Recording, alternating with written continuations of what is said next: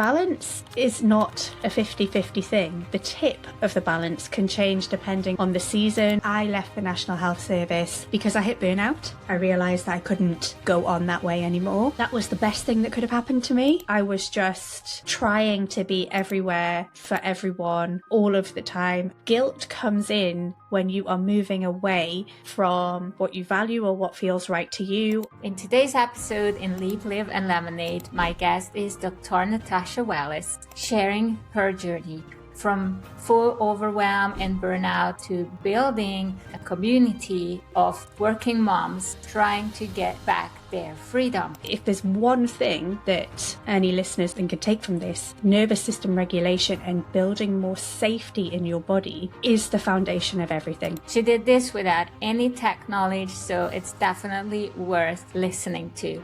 She also shares amazing techniques for regulating our nervous system when everything seems to be out of our control. Let's get started. Hey, Natasha, welcome. Hi, thank you for having me.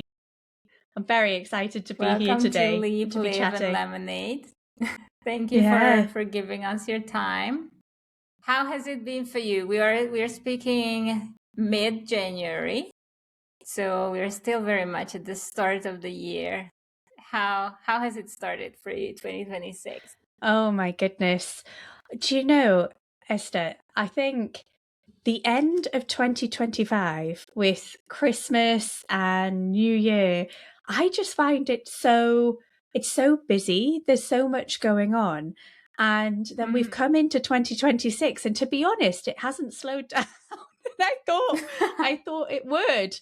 But it hasn't. We're doing a house renovation and, I'm launching in my business and we went for a trip away to Norway and I've been unwell. So it has started all a little bit bumpy, but we're here and we keep going, don't we? All right. This morning I was talking to my friend Eva and she told me that basically this is not even when we should switch because the real change, the real ending and new beginning is when the Chinese New Year starts and that's in February. So we still have time and I'm going to roll with that. That sounds great. Yeah. Yeah. I will too. That sounds great. I think it's just a really busy time of the year at the moment, but I know that things will settle. I've also got my husband and my two children's birthdays at the beginning of February. It's just so busy. All right. But yeah. So much about settling and slowing down. I know, exactly. But that's why I like what you said about the Chinese New Year. I will take that because once those birthdays have happened, then it can settle and it can slow down a little bit. Perfect. I know it's coming. Yeah. And by that time, this episode will be out as well. So our listeners can roll with us. Yeah. To get started, what I always start with is a question for you to be able to introduce yourself a little bit to my listeners. So my first question is, what is it that you do and why do you do what you do? Yeah. Gosh, I mean, I could talk. That in itself could be a whole episode. But I guess to briefly introduce myself, I'm Dr. Natasha Wallace. I'm a clinical psychologist by core training. That is what I was trained in, so long ago now it feels. I've done many, many, many different things, but currently I have two strands to kind of my work and my business. I have one strand, which is where I see one-to-one clients. And I have another strand, which is where I support working mums who are kind of overwhelmed, feeling frazzled by the constant daily juggle. And I do that I have an online membership where I provide support for those mums. And to be honest, the reason why I do it is because, I think most of us say that we are our own ideal clients. So I have decided, I've started working with working mums because I have struggled a lot, since I've become a mum. I've had postnatal depression twice. I've hit burnout. And I didn't know where to look for support, and I didn't know what support was out there.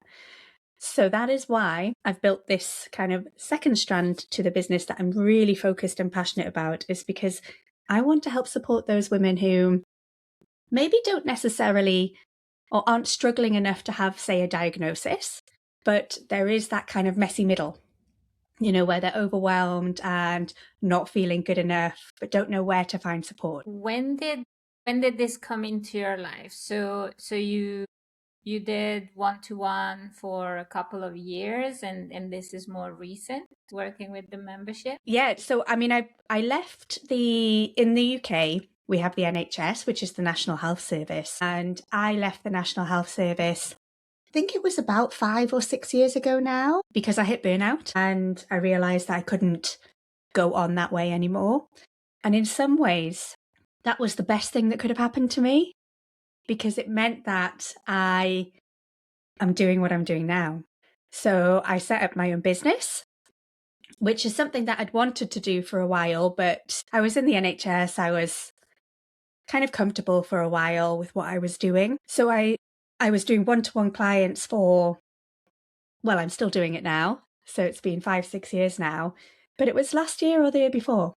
It was 2 years ago. 2 years ago, I realized that I was kind of losing my passion a little bit for the work that I was doing, because it felt very much like I was on this one-to-one treadmill of clients. And I also realized that being self-employed, my income was very much based on how many clients I would see.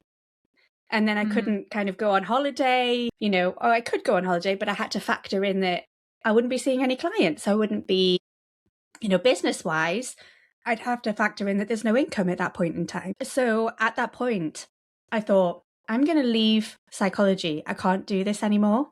Like this one-to-one treadmill, this not having flexibility, not being able to take time off without feeling guilty, not having the income. And that's when I started to think about, what is it that I really want to do? Because it would be a real shame to leave psychology after all the training and all the years of working, and getting to this point. What can I do, or how can I use my skills, to make it work for me, if that makes sense? And that's when I came across online business. And I thought, even though I was already had an online business, because I was doing one-to-one clients online and face-to-face, I hadn't really thought about, courses and memberships, other ways of reaching people and helping people and working smarter, not harder. Because that is what I was doing. I was just the grind every single day. It was a lot. Yeah. So yeah, that was 2 years ago now. 2 years ago, and it's pivoted. I've done a few things, and started the membership in September last year. So it's still fairly new. We're still growing it. But I have the membership, and I also have another program that is called Thrive, which is more focused on kind of, if anybody doesn't want to join a membership but just wants the information, an online course, this is what you do. This is how you can survive in this crazy juggle of being a working mum without adding more to your plate, and by prioritizing yourself, because when you prioritize yourself, it ripples out and everybody benefits. That moment when you were like, I'm going to leave psychology, and then you were like, okay, no, I can do this, but with a different take. In Yes. that moment, what is it that helped you push through? Was it a friend? Was it someone you asked? Was it just you figuring it out? Somehow you got to the one to many instead of one to one. Yeah. But how does one get there when your other option would be like, okay, I need to give it up. I need to let it Yeah. go, to that certainty that, yeah, this is actually gonna work out, or yeah, this is my opportunity to still do what I do best and Yeah. what I love doing, but in a different form. I came across, so in in the psychology world in the UK, there's a big Facebook group of a lot of private psychologists. And one of the psychologists in there had posted something about online business and creating courses and, how to, if anybody wanted to learn how to do that, to kind of chat with her. And I had been interested in creating a course for a while, but I had absolutely no idea how to do that, how to make a business from it. So I contacted her, and actually I class her as a good friend now. We've really got to know each other, and she was part of a program, and she basically introduced me to the program. So she gave me hope because she was a psychologist who also felt the same as me. She didn't want to be on the one-to-one kind of treadmill of having that predict, well, everything, right? About business and income and freedom. And she inspired me to take the steps to do something different. And what was really kind of lovely about meeting her is there's a lot of things that you see online that are like, make X amount of money in 10 days, by doing this, that, or the other, that it just aren't true. That's not how a sustainable business is built. And she was very realistic with, it takes work. This takes work. But if you have the right kind of mindset, if you have that drive and that determination, which I definitely had, then it's something that can work for you. So she introduced me to the program, which was a coaching program, and I joined that. So that is how I got from I'm going to leave to online business, and feeling like I was still using my skills, but just in a different way.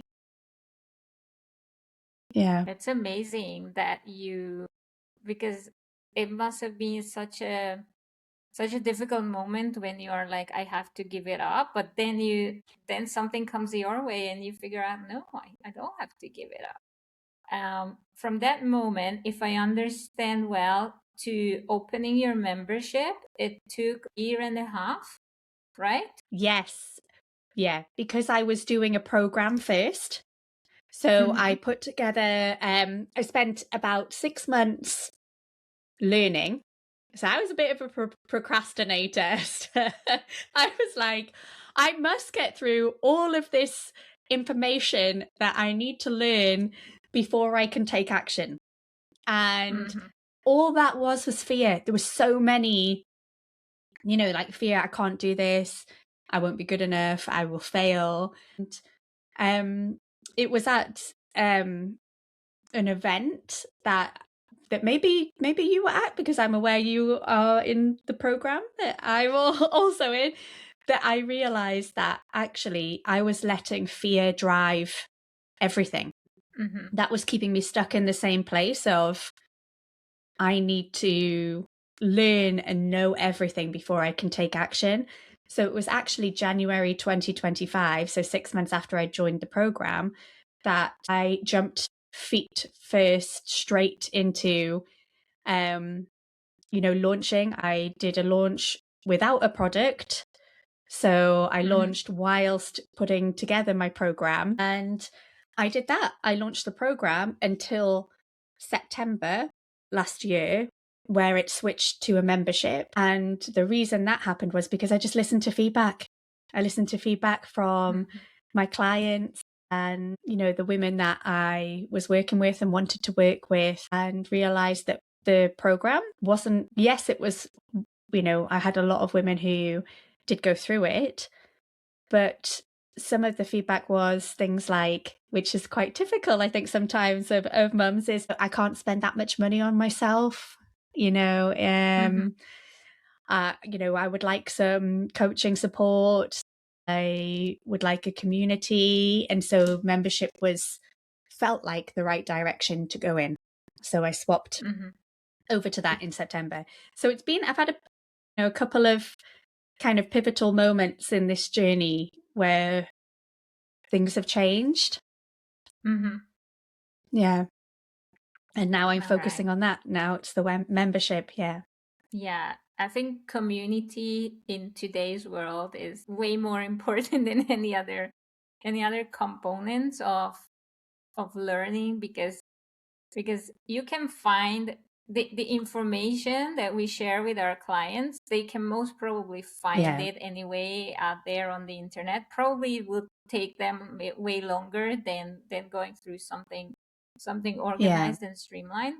Information is accessible, but Yeah. the the feeling of being or the feeling alone and Yeah. having to battle things by yourself, whether it's life events, private events, or business, that's what is the most difficult to replace, or that's what can't be replaced. Yeah. The being able to talk to someone who gets you, Yeah. and being able to connect with others who are going through Yeah. the same journey. Yeah, that's why that's why this podcast Yeah. as well. That's, yeah. When you say that, I'm thinking back to, the moment that I decided, I either leave psychology or I do something different. Just even meeting that one person who helped me, and then that expanded my community on that side of things. Now I know, you know, um, a few psychologists who felt the same way, who want to do things differently. So building the community, not just for my clients, but in my own world as well. I've really seen how important that is. And I didn't have that when I had postnatal depression, when I experienced burnout. I didn't know where to find that community. And nobody around me, my friends, my family, nobody around me had experienced the same things or anything similar. And it feels very isolating. Yeah. Yeah. How would you say you were able to form this community? Where did those people find you? Like, I understand some of them might have been your one-to-one clients, like previous clients. Yeah. But then how were you able to reach out to at a bigger Yeah. scale? Oh, I mean, that in itself, Esther, was a bit of a journey, because the way you find it, I work with working mums, and I do this myself, but social media, scrolling on social media, finding where mums were spending their spare time, or, what platforms they were showing up on. So I had to, again, work on this fear of being seen and being visible. And I had to take the steps to start online kind of social media pages. That was huge. Oh my goodness. That fear, that took a long time to overcome that fear.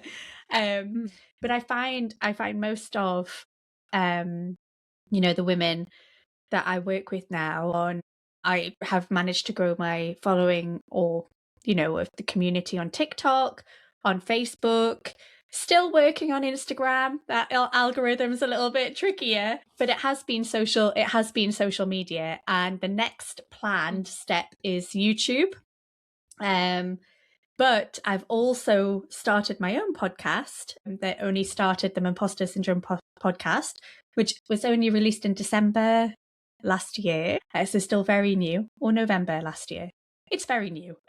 So I'm trying to reach clients organically, but also have used paid ads to get a little bit more reach too.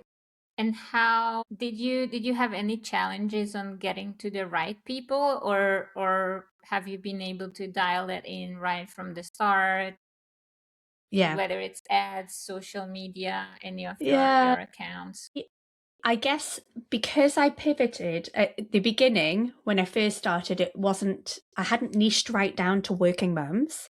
I was just working with overwhelmed mums. And so I guess at the beginning, whilst I was growing my email list and my social media, and with the ads, I had a bit more of a broader kind of target audience.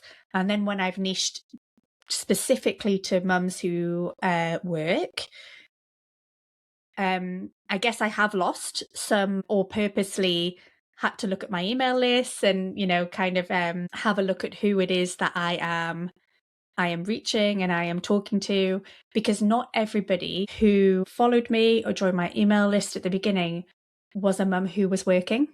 Mm-hmm. So that's been one of the kind of, it wasn't not tricky, it just takes a little bit of time. That took a little bit of time to make sure I was reaching the right people. Mm-hmm. And I think that's really hard as well, because a lot of what I talk about is really applicable to mums in general, even women in general, to be honest. And so it has been hard to really get my messaging right. And that's something I'm constantly working on, so that I can reach the right people, not just for my business, but, which is, important, but so that I'm helping the right people. So that when they're reading my posts or the blog or listening to the podcast, that they're the right kind of women who are going to benefit from that. Mm-hmm. Yeah, I think even though so many things that we talk about in our own little world might apply to like sometimes everyone out there, but there are those nuances that when we truly want to get to the bottom of it, go deeper, then it's a one specific type of person. I did listen in on your podcast. It's super. The name is so fun. Imposter syndrome. If anyone wants to find it, but we'll put the link in as well. And you had a recent episode about balance that struck a chord with me, because what I used to apply, and I think I still apply, is it's not balance what you need, it's harmony. And you had a slightly different take, which I love. So I would love if you could share a little bit about your take on striving for balance, and to give you an idea on who might be listening to us. Our listeners are, I would say most of our listeners are entrepreneurs. So whether they are moms, women, men, balance is a big thing, sometimes a big question mark. And what I also know is many of our listeners are solo moms who are entrepreneurs. So talk to me about balance there. Oh my goodness. Yeah, I did that podcast episode, and it was one of those episodes where, because I purposely try not to keep them short, because of my client group being working mums don't have much time, but I could have talked about that all day. It's so important. And I think for everybody, there is this mythical kind of balance that we are told by society, or even just ourselves, we tell ourselves that we should be able to achieve, right? So you should be able to work like you don't have children, and you may not, or work like you don't have a life outside of work, and have a life or parent like you don't have a job. And when we try to strive for that, I think that is when we get burnt out. That is when the overwhelm hits, because it's not realistic. And I think when I talk about balance, and in the podcast episode, it is specifically about like parenting, I guess. The take on it is that actually balance is not a 50-50 thing, in that balance can change, or the tip of the balance can change depending on the season, or what is happening in your life, what is even happening during the day. The balance one day might be very different to another. I might have a poorly child, and therefore work, the balance tips more towards family than it does to work. Or I might have a big project on, and the balance tips more towards work than it does for family for that period of time. But I know that that is only temporary. I know that there is the flexibility for it to tip one way, and that is okay. And sometimes to tip the other way, and that is also okay. And that doesn't make me a bad parent. And it also doesn't make me not committed to my business. I guess balance helps you, what's the words I'm looking for? Like have that, it's about being able to have that freedom and have that life that looks the way that you want it to look. So to be honest, in my life right now, the balance is totally towards family. It's completely towards family. I am working a lot less because of how busy life has been. But I know that once the family commitments that I have are past, the balance will tip the other way for a while, especially whilst I'm planning launches. And that is also okay. But the really important thing, I think, that, and especially I'm very fortunate, is that I have a support system who will allow me to do that. So, for example, I have a support system for childcare if the balance does tip more towards work. And the other side of it that I see is the balance for me is about being able to grow a business in a way that feels aligned and feels right to me, but also be able to attend my child's football fixture that he might have during the middle of the day. So I think balance can look very different for everybody, but it is having being flexible, I guess, in where your attention and your focus is. And I just make sure that what I am focusing on when the balance does tip one way or the other. So for example, right now, given that I'm doing less in the business, when my attention is on the business, it is on the things that move the needle. It is on the things that are actually going to help me take steps forward, and I let go of the other stuff until I have more time. That's And that is that's hard sometimes. yeah. This is what I Yeah. wanted to say. Yeah. You know, before starting my own business, I worked in corporate, and Mm. that was like a nonstop. I was super proud of answering emails at 2 a.m. and yeah, Yeah. on a Saturday night. And when I got out of it, I was like, okay, so now it's my own business. I decide. Yeah. And Yeah. then it took me not so long. I realized that I became my worst ever boss because I never allowed myself time to stop or slow down, because what took over was, this is my own business. If I stop, everything stops. Yeah. And it Yeah. became even worse. So Yeah. I had to learn it the hard way, Yeah. that it's not how it's, unless you set your own boundaries, nobody will be there to remind you Yeah. unless you take care Yeah. of yourself, right? Yeah. And I think that is hard, the setting your own boundary, because it is, you have to be quite boundaried with it. Which also then sounds like there isn't the flexibility when I say you have to be quite boundaried. But what I mean by that is I have accepted that it's a really busy family time right now. And I have been able to then put the boundaries in with myself for how many hours I will work a day. And that might be that actually at the minute I'm doing a little bit of work after the children go to bed, because I haven't, because that is okay for now. But then when it tips the other way, that's it. The boundary's there. I will be there for my pick up at school, and that is the boundary. And then I won't open my laptop again. Because I agree with you. When I first set up the business, it took me longer to recover from burnout, because when I first set up the business, I think I actually was recovering from burnout, and then I actually just tipped myself back into burnout, because I did exactly the same. I was working 7, 8 a.m., sometimes earlier, seeing clients, but then also seeing them at 7 p.m. And there was no balance. I had no work.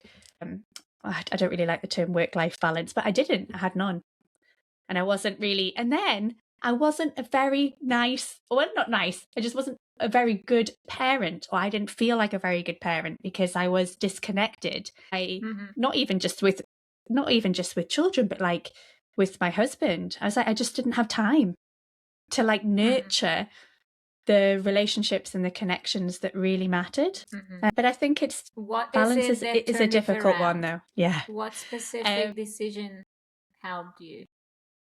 Was it time? Like I only work on the new business on set days, hours? I didn't really have a set like work schedule. Well, that's not strictly true because I see one-to-one clients, so I have set hours that I will book clients in. So I know in the weeks that, a Tuesday and a Wednesday between these certain times, I am working because that's my clinical time. But otherwise, my time is more flexible on the other days of the week. But I think the real thing for me was I did not feel good. I didn't feel good. It took 2 years for me to fully recover from burnout, and I still didn't have great boundaries even through that recovery.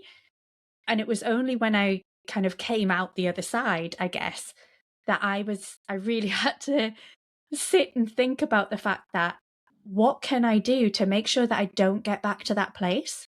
And that was, you know what? I need to not be getting up at 5 a.m. to work because there's not enough work hours in the day. That's the way I was thinking. And that's what I was doing. I was dismissing my children when they were asking, can you play with me or can you help me with that? I was like, I'm just going to do this answer to this email and then I will. And it wasn't a set turning point, to be honest, but I took a step back and I could just see that I was not living life the way I wanted to live it. What was happening and how I was behaving and how I was being was so far away from my values and what felt authentic and what felt aligned that was the decision maker. I was like, okay, work is in work hours. I'm only going to work, and I do still sometimes work on a weekend, but that's okay because sometimes the balance tips and I do need to. Yeah. But I make sure I'm fully present with my family, with my friends, with whatever I'm doing outside of work when it is not work time. Yeah, being present. That was, yeah. That's key because Yeah. when you are doing something else and you are still at work, you never really get you never really recover. You are constantly on, and you're not there, but you're not at work either, just in your head. Yeah. But I also wasn't making good work decisions. I was frazzled. I was completely frazzled, and I was doing a lot, but my business wasn't moving forward. I wasn't making decisions with clarity. I was just trying to be everywhere for everyone all of the time and do everything. And since I have started to put those boundaries in and I'm more flexible with what the balance looks like, my business has moved forward so much more than it did back then. And sometimes you think, if only I'd done this earlier, imagine where I'd be now. Yeah. How did you deal with guilt? Like, okay, we can say, yes, now I'm fully present. And then guilt might come in, like I should do more, until we actually understand that rest helps us do more in the time that we devote to work, maybe the next day or later in the same day. Yeah. But did this ever happen that you felt like, oh, it's not what I should be doing, I should do more? How do you deal with that? Yeah. And I think I talk a lot about guilt in my work as well. I mean, in a little bit of a different way because, no, it is in the same way, but it's the opposite. It's the guilt of... It's both ways, right? Yeah. When you are with kids maybe, or with your husband, it's like, I should be doing that. And then when you are with work or sending that email, you are like, oh, I should be doing something else. Ways. Yeah, absolutely. And I really like to look at guilt in... So this is how I kind of work with clients, but also for myself, is what is the guilt trying to tell me? Because guilt comes in, I feel, when you are moving away from what you value or what feels right to you, or if you are doing something or something is happening that is bringing up a fear or a belief like I'm not good enough, or I'm a bad mum, or something like that. So for me, it's about when the guilt comes in, it's what is the guilt trying to tell me? Because guilt is a result of that deeper feeling or emotion or belief kind of coming to the surface. Does that make sense? Kind of. Yes, totally. Yeah. So for me, it's what is the guilt telling me? I don't ignore the guilt, but I'm like, okay, guilt is here. Something else, something deeper is going on. And for example, if it is I'm sending these emails and I should be with my children, then I've reframed those. And this has taken work. I say this and it sounds like it's simple, and it takes work, but I've kind of reframed those ways of thinking, because now that I feel I have better balance, and don't get me wrong, it's not perfect. I can very confidently say to myself, that my children need authentic present connection, and my partner and my family. It's not just about children. And when I am present, I have to do this email because it's important for work. When I am present, I give them that. I give them the real authentic connection, so I can kind of reframe that in myself, and that's taken a lot of practice. Or, if I'm sending the email, I will say to myself, I'm only missing bedtime this one time. I'm doing bedtime for the next 4 nights in a row. So there is something about the reframe. The other way round, if I'm with my children, which is happening more now, and I'm not working, then I take a step back and I think, what is it actually that is important to me in this moment? And in this moment, it is being with my children. And actually, I've put systems in place, which means the business is still running, even though I'm not actively there all of the time. And the other side of that is, I am with my children now, I will accept that actually when they go to bed, I need to spend an hour working on this thing so that it doesn't build up and it doesn't feel overwhelming in the future. Mm-hmm. So it's a bit of a reframe. Also, and I'm a psychologist, so I will say this, had a lot of therapy around those deeper emotions and beliefs that come up sometimes around guilt. Mm-hmm. Especially because we're told, or like the message or the narrative often is that we should be able to do it all, and we can't physically do it all. Yeah. So I hope if somebody is listening and they do experience a lot of guilt, I hope something in that will help them to think about what it is that's going on, or what the guilt is trying to tell them. And actually, there are the small things that you can do. It doesn't have to be big kind of changes, but small things that you can do that can help that. Like, I'm not going to open my laptop after 5 p.m. until the kids go to bed, and then I'll deal with it later, that sort of thing. Yeah. What would you say to someone who is, let's say someone is a new entrepreneur, they left their 9 to 5, so they are able to spend more time with their children, for example, but they find themselves in this, especially the starting phase of entrepreneurship might be like it's 24 hours it requires, or you feel it might require 24 hours, and there is a point where they might feel like, can I even do this? Does it even make sense to run my own business? Should I go back to taking a job? Would it be better for my kids? What would you say to someone in that situation? And I have had those thoughts myself, especially at the beginning, because it does require work. Starting it up does require work. It still requires work now, because I pivoted and it's been a few months, and then I started the podcast, and then I'm doing YouTube. It requires work. And I did have those thoughts, at the 5 a.m. starts that I talked about, where I was trying to put together course content or whatever it was that I was doing an email sequence at 5 a.m. before the kids woke up.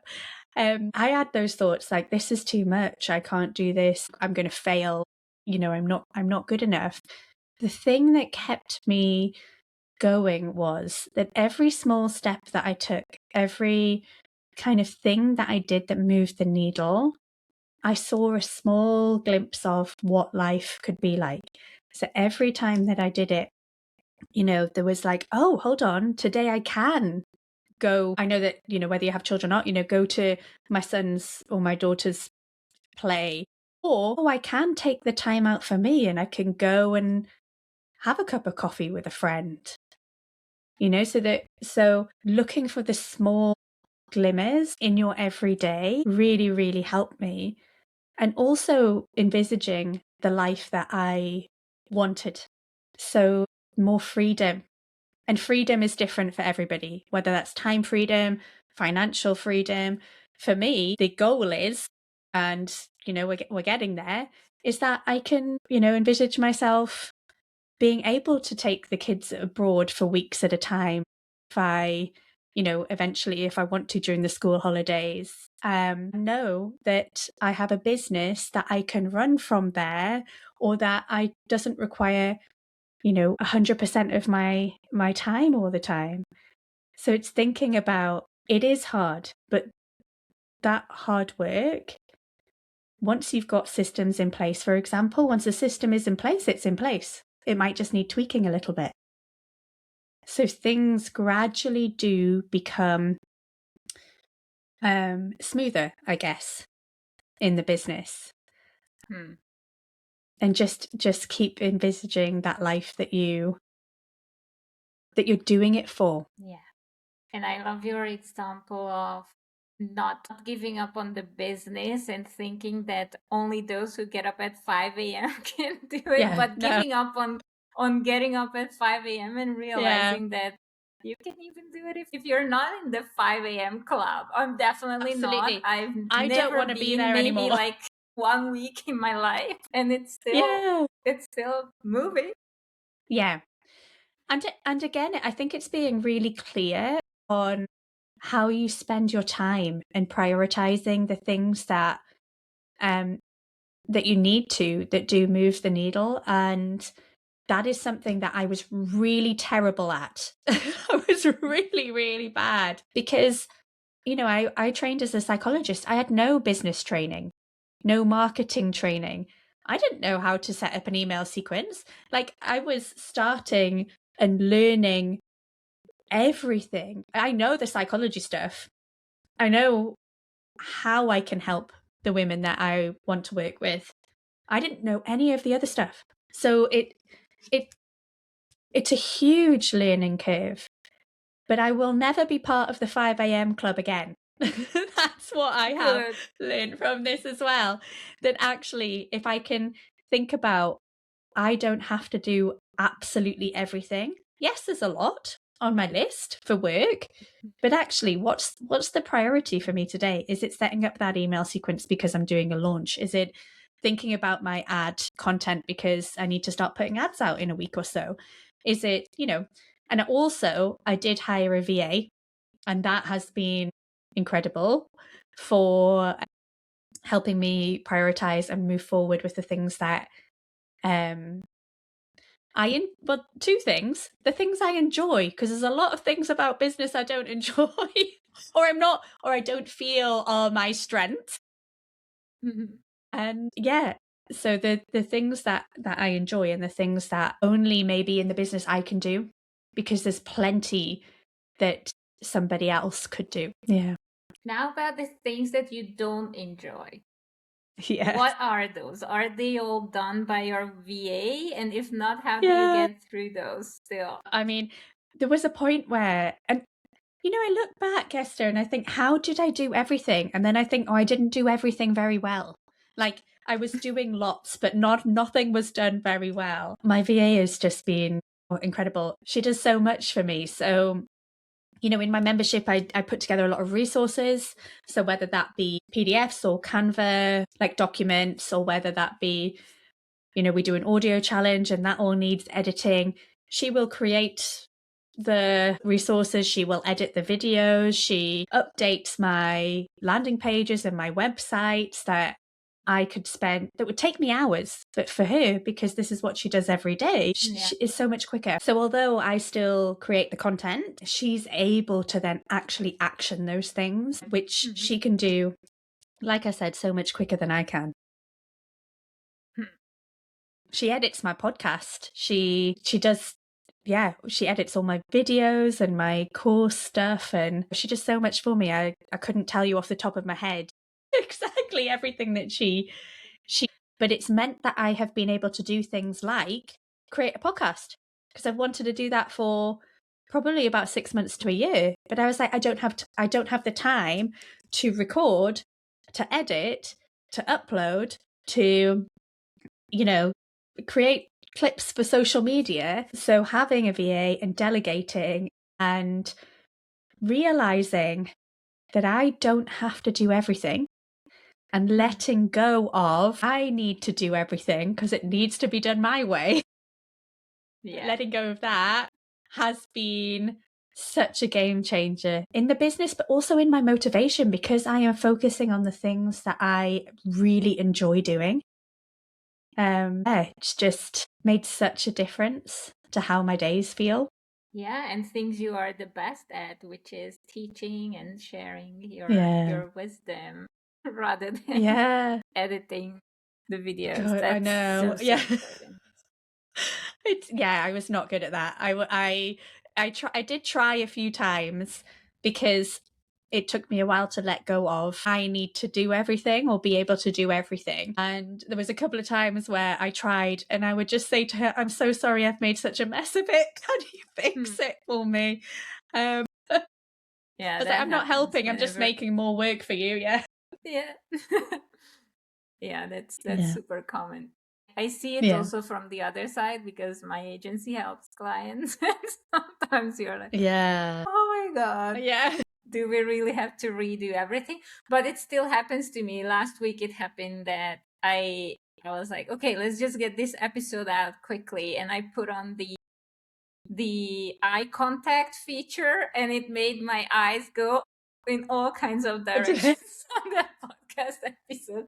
And I only saw it when it was already out, and I'm like, okay, it's gonna stay that way, because the most important is what I'm talking about, and not which direction I look. It was ridiculous. And that's something that I found really hard also, is like letting go of it being perfect. Like, because it's like what I was saying before, I need to know everything to be able to take action. Well, actually, it was more, or, since taking action, it's then been working on letting go that actually some things are just good enough, and that's okay. That was a huge learning curve.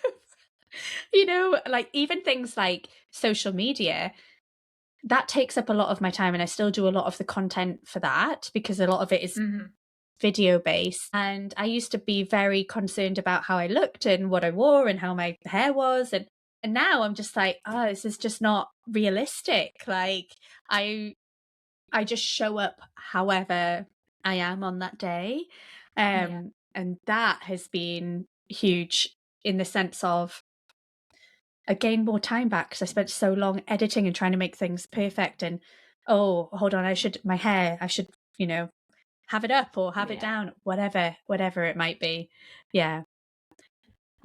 When we get to the point that what we want to share is more important than the way we look, I found it so liberating. Though there are some videos out there still about me. I'm like, should I delete this one? Where it was like no makeup, no hair, but I'm like, no, the feedback I got on it, on what I said, was absolutely really what. And I think it makes you more relatable, doesn't it? Like people can relate to you, which I think is really important. And I've given up on that, because I'm like, I just don't have the time. And also, is it that important?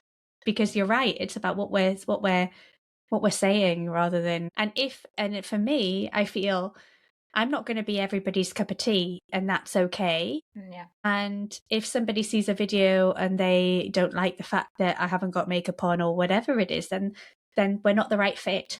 Mm-hmm. And I'm okay with that now. Yeah.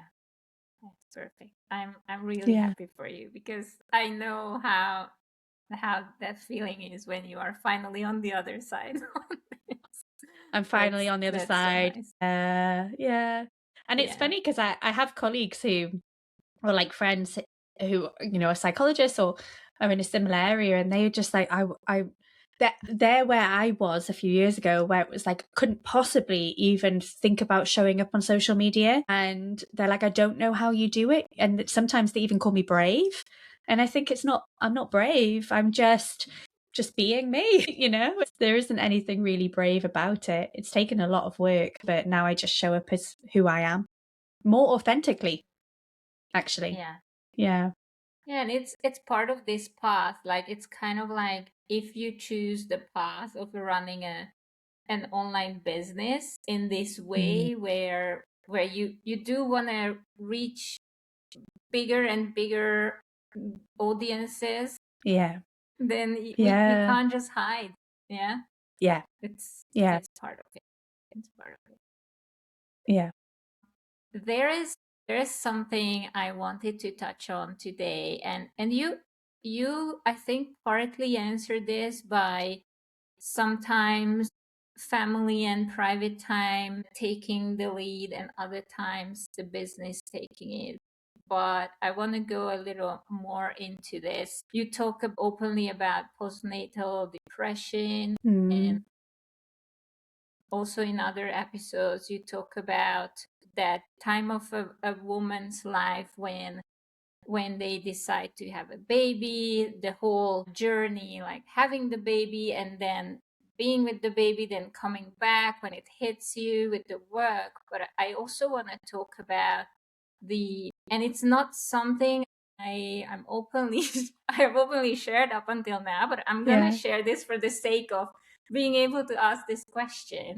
Okay. So the last 12 months, I've been on a journey of fertility, and it's a whole roller coaster ride, which I'm not talking about with almost anyone to avoid non-solicited advice.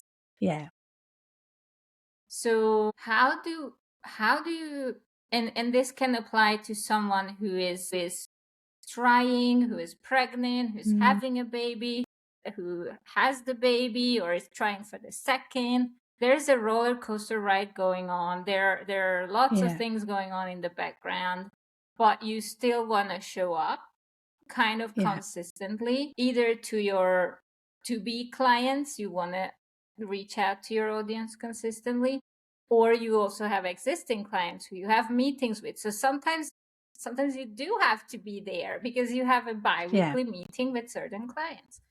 How to manage this whole, like, in the background there is a roller coaster ride, and to the outside it's like people don't even want you to talk about this kind of stuff because sometimes they can't relate. Do you have anything to share about? Do you know, one of the things, thank you for sharing that. I hear that's, it's hard to share.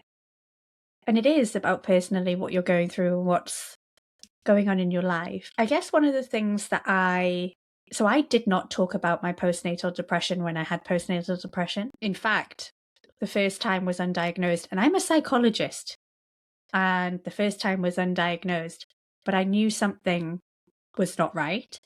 The second time was COVID. So I had put everything into place to make sure to take control. That's what I was trying to do, and make sure that I did not experience the same like postnatal journey again. But unfortunately, I had my daughter, and 3 weeks later, COVID lockdown happened, and the postnatal depression just flooded back. And it was a little bit more obvious that time. But again, I didn't talk about it. Nobody knew, apart from my husband, because he could see what was happening, but nobody else knew. That was really hard. Two reasons. One, I didn't want people to know, because I was thinking, I'm a psychologist, and there was this narrative in my head, I should be able to manage this better than I am. Which was tricky. And secondly, because I didn't want people's judgment.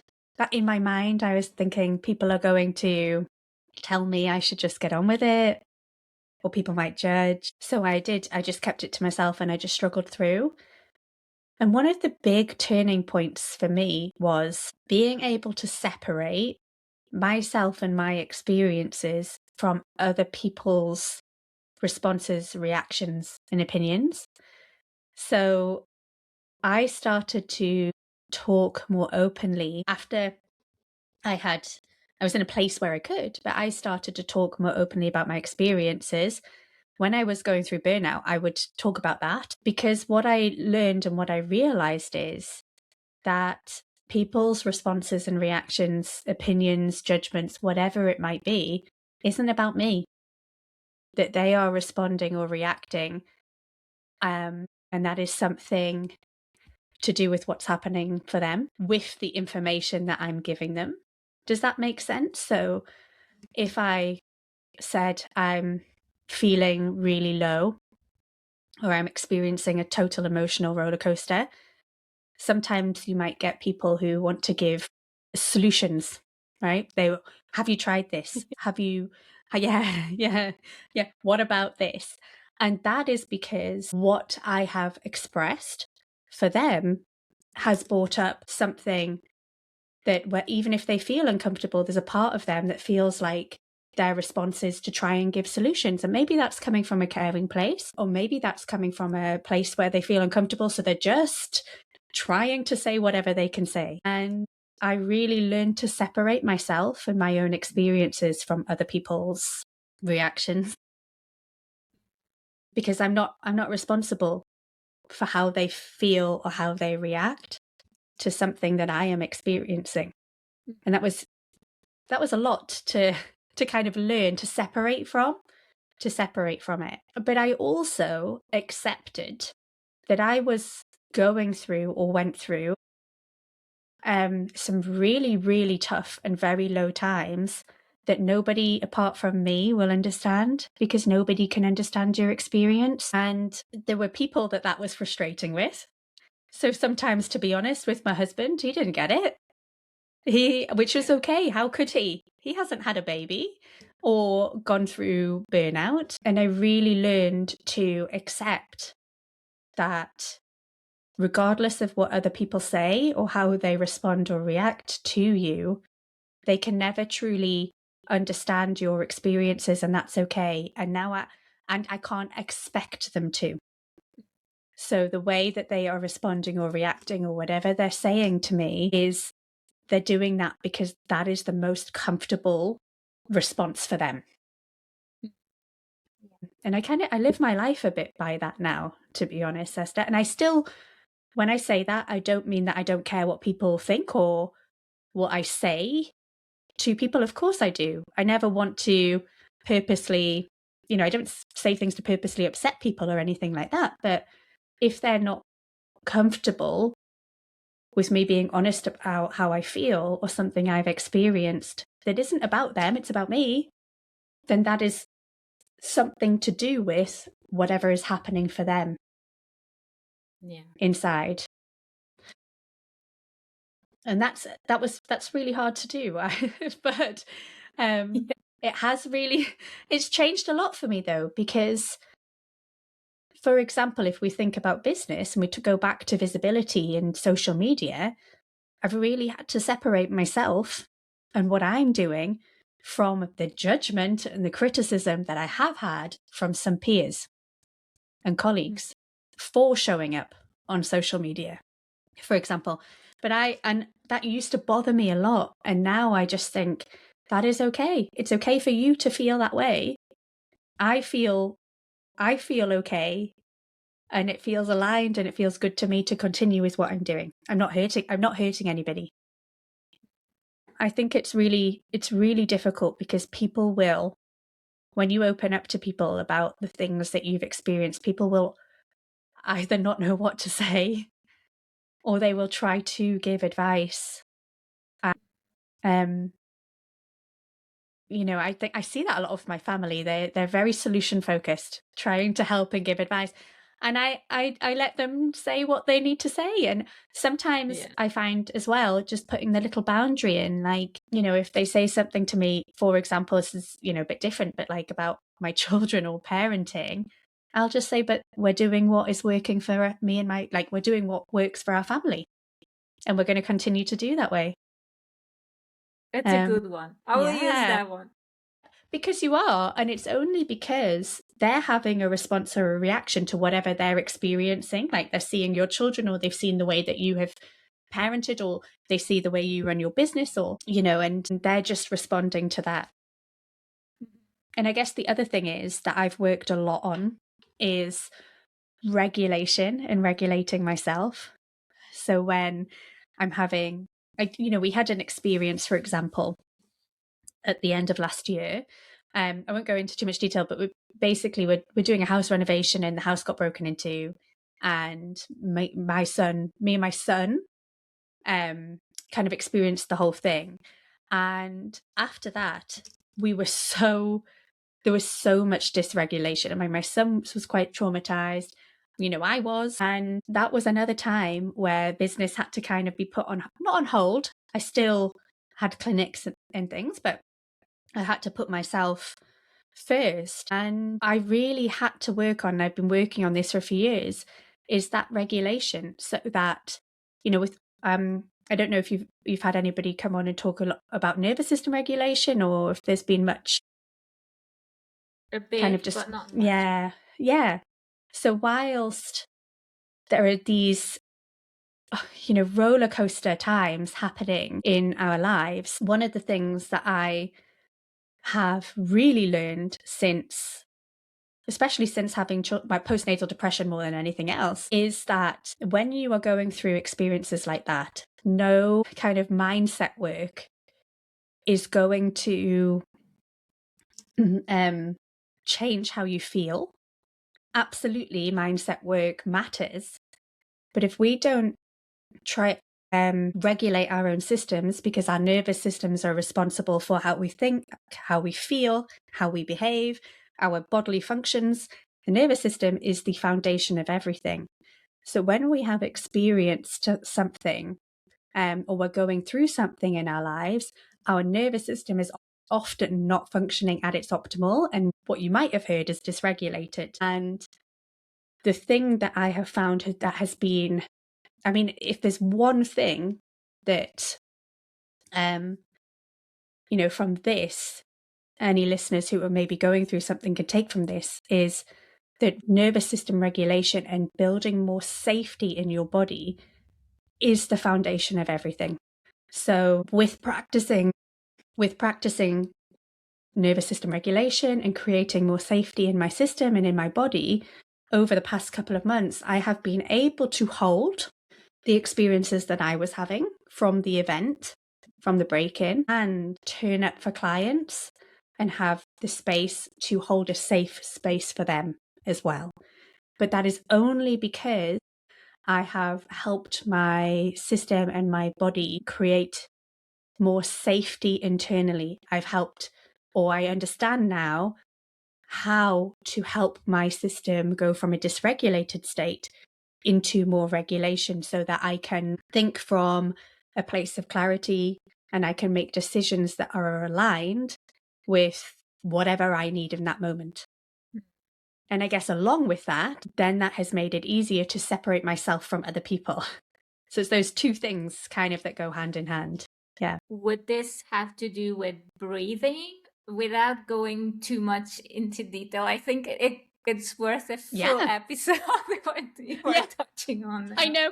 Do you know, I was talking and I was thinking, keep it concise, Natasha, because I could have gone on about that for ages.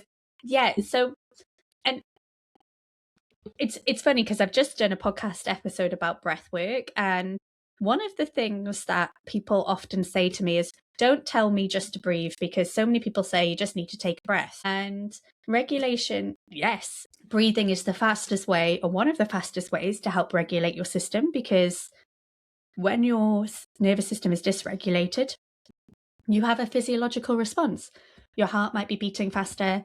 You might feel that you're getting hot or a bit sweaty palms. Your breathing might become shallower. So focusing on regulating your breathing in a more rhythmical way can help to, slow your heart rate down. It can help to bring your nervous system back into a state of regulation, which means you can think clearer and make decisions. But it isn't just about take a breath. There's a lot of different breathing practices that can help, but it isn't just about breathing. So regulation, there are many different strategies, and should I just say a couple? Would that help, Esther, just to give a couple of different things that people can do? Yeah, sure. Let's go. And this is something that we could spend, like a whole episode on, or 2 episodes, but a couple of things that might be helpful for people to know. And you can do this not just if you're going through something, helping to build more safety in your system, and that's what helps with regulation is, we need to be doing it. Everybody should be practicing this in their lives, because we all have moments where we have moments of stress, and I know there is good stress that helps with productivity, but I'm talking the kind of step beyond that. We all have moments that feel stressful. We all have presentations we have to do, or meetings we have to attend, or difficulties in relationships, or children that are having a bit of a meltdown on the floor that make it feel very stressful for us. So these are things that everybody can do, but especially if you have a lot going on in your life. And the key is, when I talk about these things, is it's a bit like going to a gym to get fit. If you go once, you will feel the benefit for a while, but then if you don't go again, you don't see change. That's the same with regulation, is you're trying to build safety, which means that it's doing these things consistently over and over again. And then your system learns, okay, doing this specific thing means that we can just breathe and just rest, and can help bring your nervous system back into that, what we call window of tolerance, that kind of regulated state. And one of the quickest ways is by using your senses, because your senses are directly linked to your brain and your nervous system. So yes, we have breathing, but also we have smell, and smell goes directly to the brain. So it's very, very quick and effective way.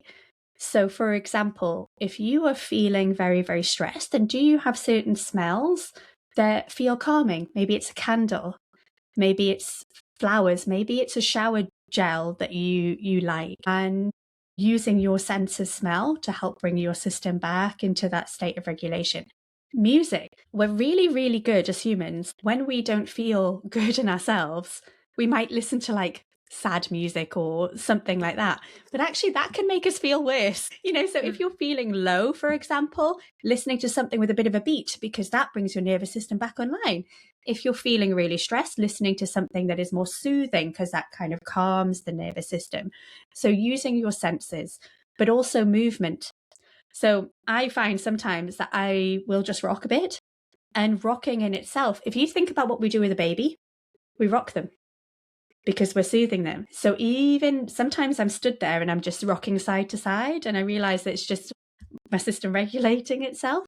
It's small things. You can do that while you're brushing your teeth. You can do that while you're waiting for the kettle to boil. So it's small things that you can incorporate into your day. And there's so much stuff online about kind of strategies that you can use. What I've talked about there are just a couple of super quick things that you can do in your day. So the breathing, a really quick one, because I didn't really give a strategy, was we can do box breathing, which is if you visualize a box, you breathe in for 4 up one side, hold for 4 across the top, breathe out for 4 across the other side, and hold for 4 across the bottom. And that will regulate your breathing, which will help regulate your nervous system. So you have breathing, you have sensors, and you have rocking. 3 things that are really super simple that you can incorporate into your day. It's amazing. Thank you so I mean, much for yeah, sharing this. I'm gonna start you're welcome. applying everything today because today is a better day, but you said we have to be applying it as a more of a habit rather than Yeah, waiting for yeah. when everything explodes and then trying to fix it, Absolutely. right? Absolutely. And there are many, many, many different strategies, and you just find the ones that work for you. So like, you know, you can do a bit of box breathing before you go into that big meeting. You can, Mhm. you know, sometimes my children are, you know, shouting at me, and I'll just be gently rocking like this on the spot. You know, it's the small things that you can do. Yeah. So I hope that helps. And if anybody's interested in that, there is so much out there, so much information on nervous system regulation and different strategies that you can incorporate into your day. Yeah, and if there's someone listening and they're like, okay, I want to hear more from Natasha, besides your podcast, what else is there? Where can they find you? What's the best way to get Yeah. started in your world? So you can find me on most of the social media channels. I am at Dr. Tasha _psychologist, or you can go to my website, which is at drnatashawallace.co.uk, and you can contact me through there. Perfect. Yeah. Amazing. Now to close off, there is a Yeah. question I like to ask to all my guests, and this is, what is your dream? Where do you imagine yourself in 3 years' time? What do Oh, you in wish 3 for years yourself to time. be true? Yeah.